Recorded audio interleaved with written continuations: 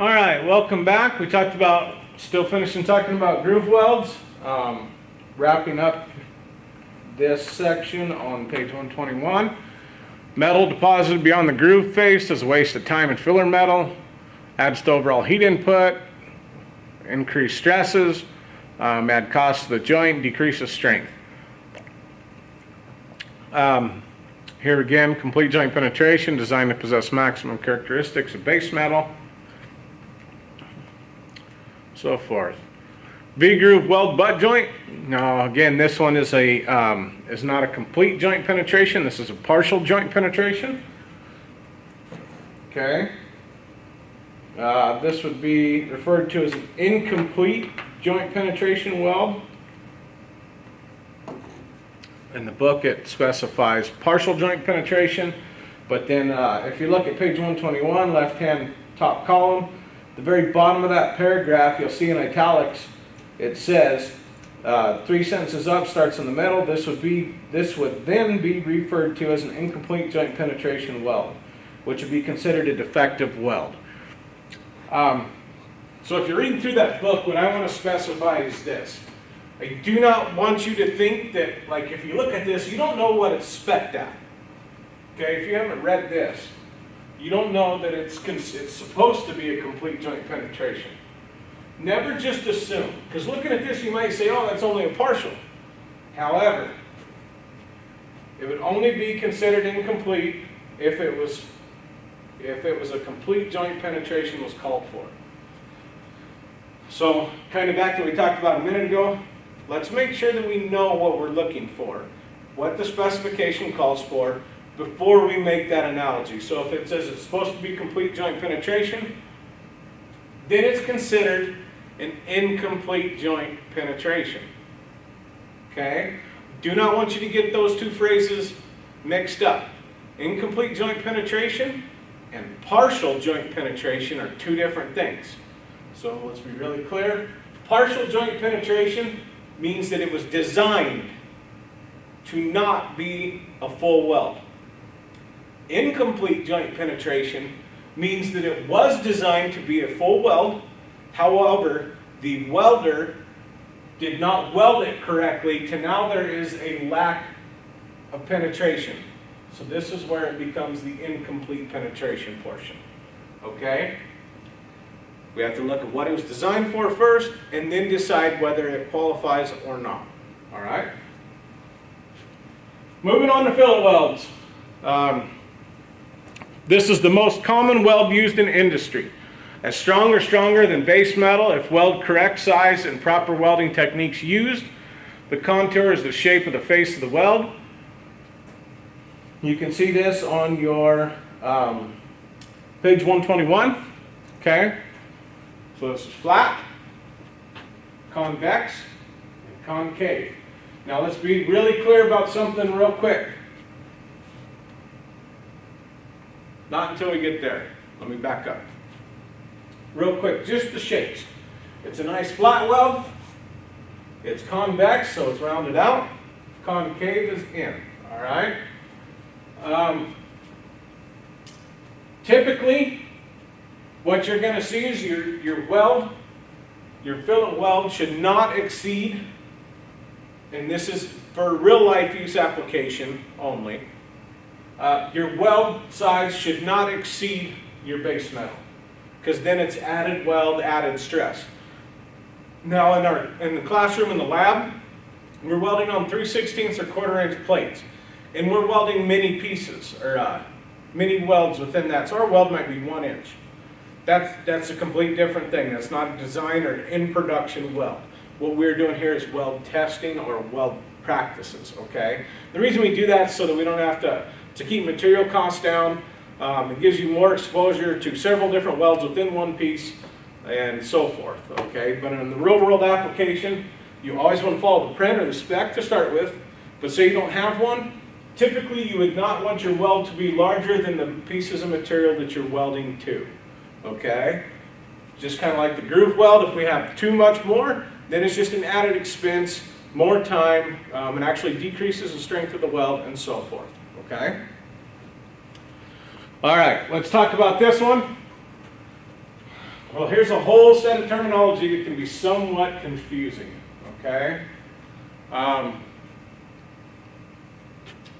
So what this is this is a convex fillet weld to start with. So the first thing we do when we look at a fillet weld, the very first thing is we're going to see, is it convex, concave, or is it nice and flat? That's going to decide how I measure this weld, okay? Because if it's concave, then I want to measure the center, or my throat. If it's convex, I'm going to measure my toe, my leg and size, weld size, okay? So what you may, first thing we do, look at it, this is a convex weld. Okay, so at this point, our isosceles triangle that fits, the smallest right isosceles triangle that will fit within that weld size. That's how a weld is measured. So you can see it there in the hidden lines, okay? So you can tell it comes out here to the leg size.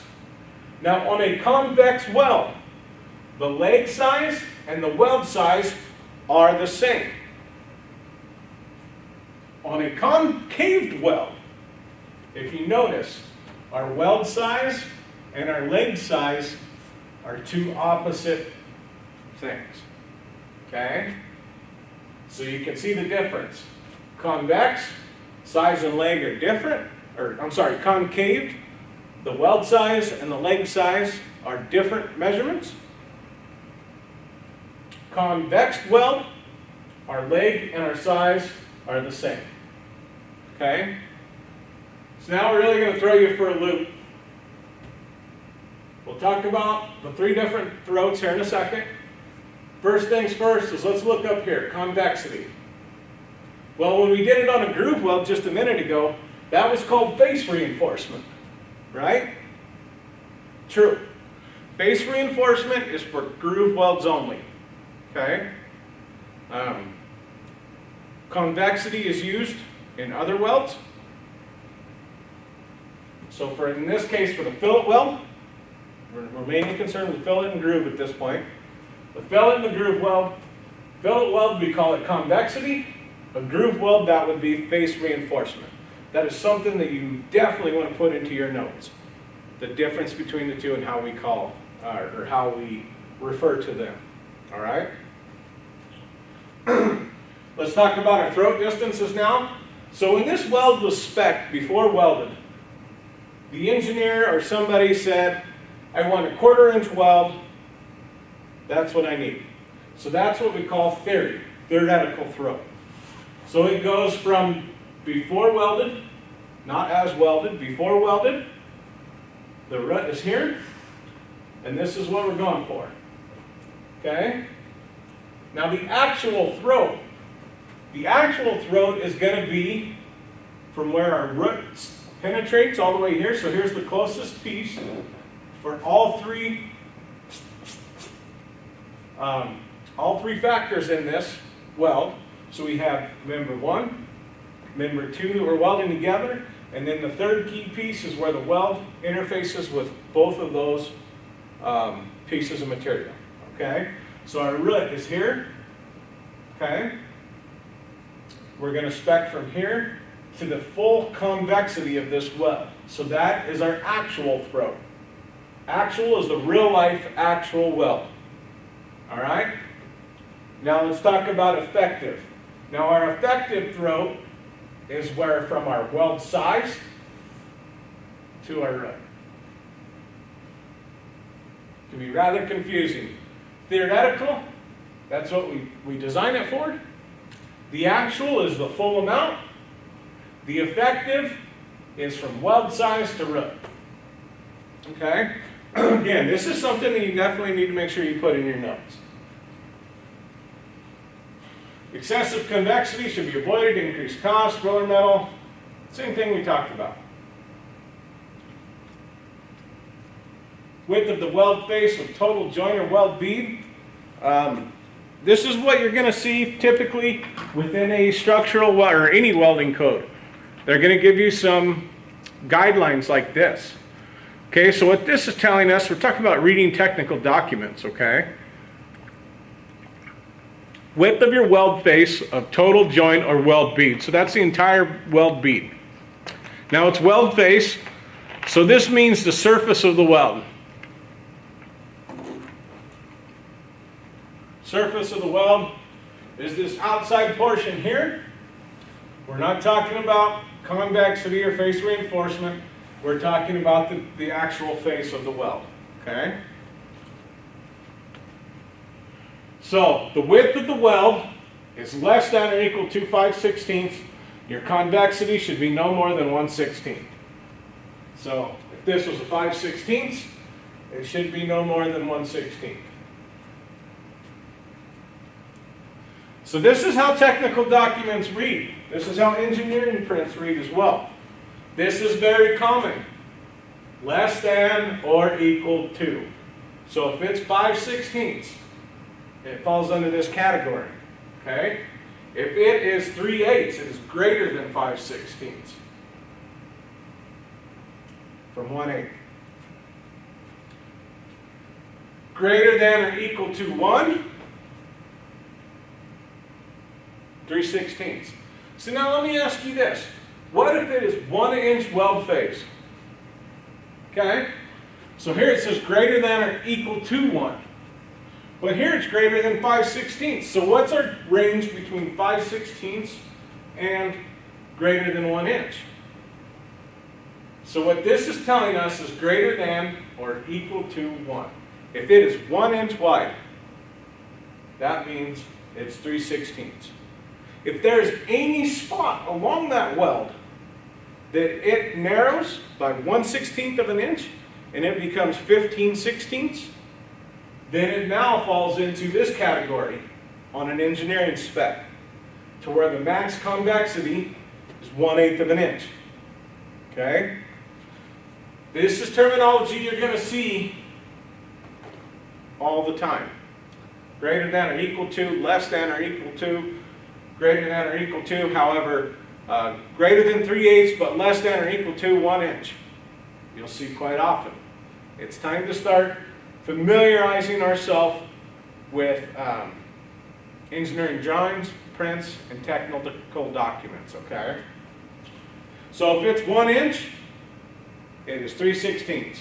If it's from 5/16 to 7/8 or 15/16, sorry, I just made the mistake right there. Did you catch that? If I said if it's 5/16 to 15/16, that's incorrect. If it's equal to 5/16, it's here.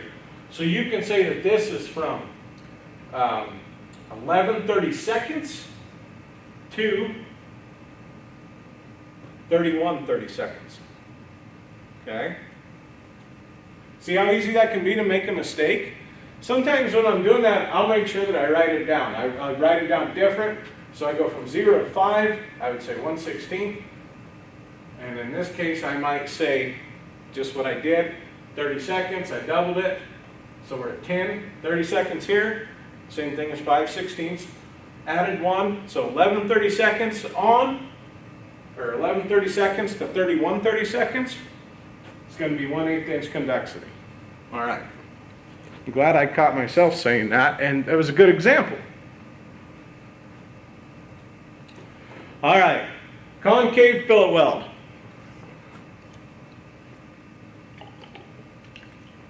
Same thing we talked about earlier, okay? However, now we see that the leg and the size, or the leg dimension and the welt size are two completely different things. Remember, the largest isosceles triangle that goes within that welt is how we size the welt, okay? And at some point we'll show you how to get a set of fillet weld gauges and how to use them and so forth, all right? The concavity would be across and below, so it would be from the toes, from toe to toe, and the measurement below that, okay? Here's the big difference. Theoretical throat is still the same. Actual throat and effective throat. In a concave weld, the actual and effective throat are the same dimension. Also, this is something else you can put in your notes. Just to keep in mind, because there's from actual weld, real life, also the effective portion. This right here is the smallest point. Here, this was the smallest point, from here to there. Okay?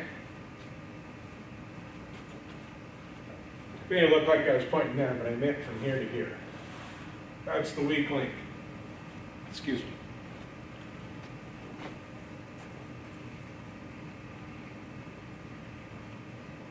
Okay. On page 121, chapter 4, underneath fillet welds, anything that's in bold italics, I want to make sure that you highlight, or in bold print or in italic print, I want you to highlight. Page 121, left-hand column, underneath fillet welds, underline that first sentence. Most common weld used in industry is the fillet weld. Pretty important to know. Go down a few sentences, you'll see contours in bold. Down further yet, you're going to see convex fillet weld, convex, flat contour fillet welds, and so forth. Okay? Let's move over to page 122. I want you to look at that maximum convexity allowable on fillet limits. That's more of what you're going to see. Here it is explaining to you what a less than or equal to are, and then greater than or equal to. But on engineering prints, you're going to see the alligator symbol.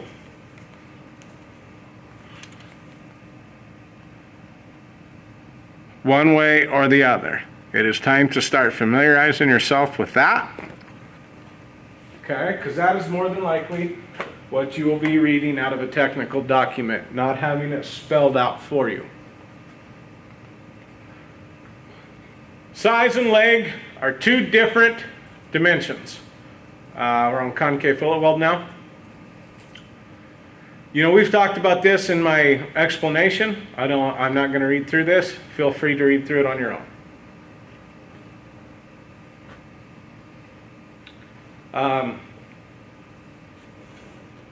I guess this right here says that it's the ideal fillet weld shape.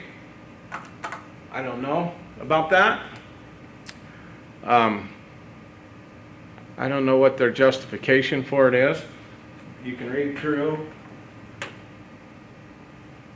Let's read through the book. Page 122, left-hand column, first full paragraph down. It starts out right in the middle. The concave fillet weld as compared to the flat or convex fillet welds has a gradual change in contour at the toe. Stress concentrations are improved over the other types, which generally give this weld contour a better endurance limit under fatigue loading. Figure 416 shows a very flat entrance angle at the toes with a slight amount of convexity. That makes sense now. So let's look at this. So remember how we talked about that vibration earlier, right? And how we had the one side, we had a nice, right here we have this nice gradual load, or ramp kind of going up that weld.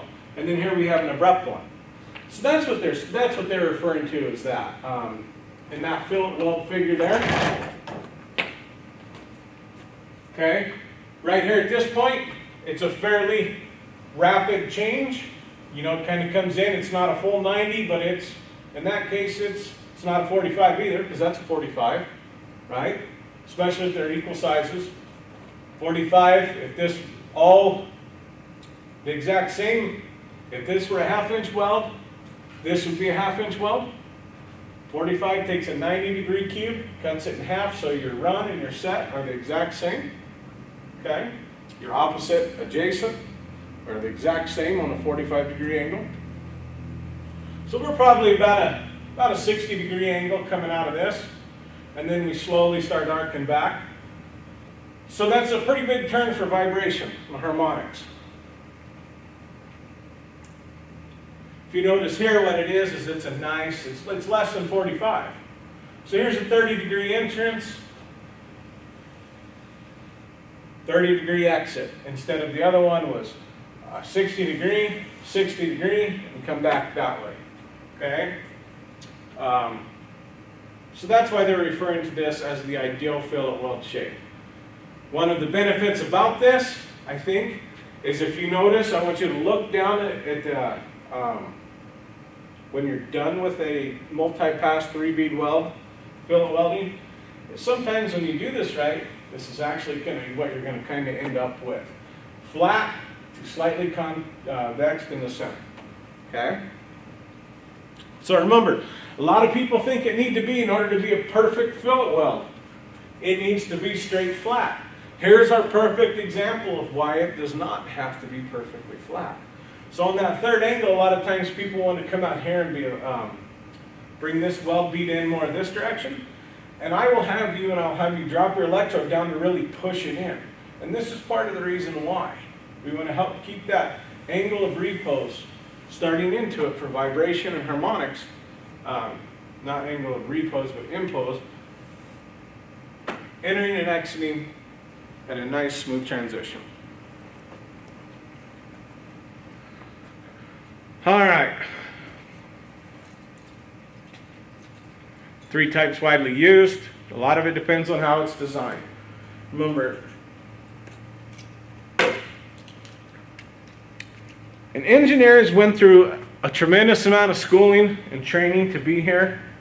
There are times as trades people that we are going to be frustrated with engineers because it's not the normal thing that we see. But for an example, that weld right there.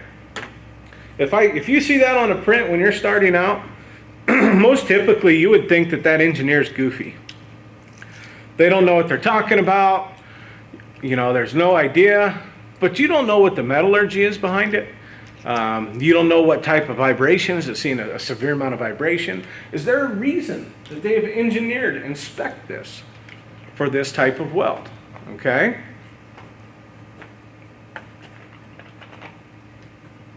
I always try to give somebody the benefit of the doubt.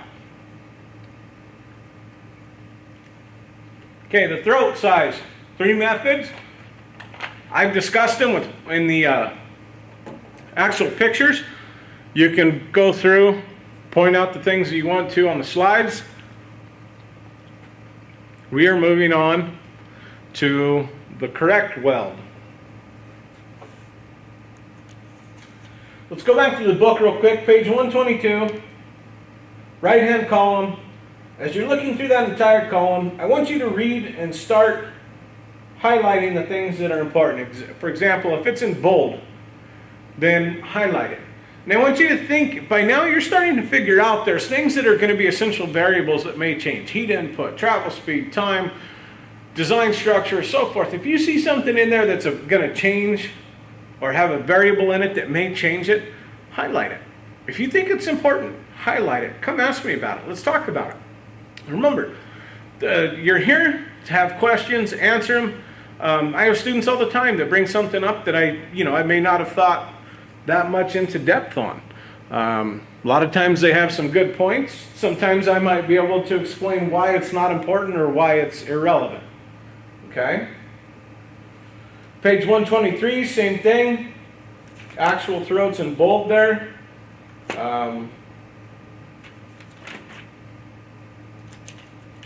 Now we're down to the diagrams of the correctly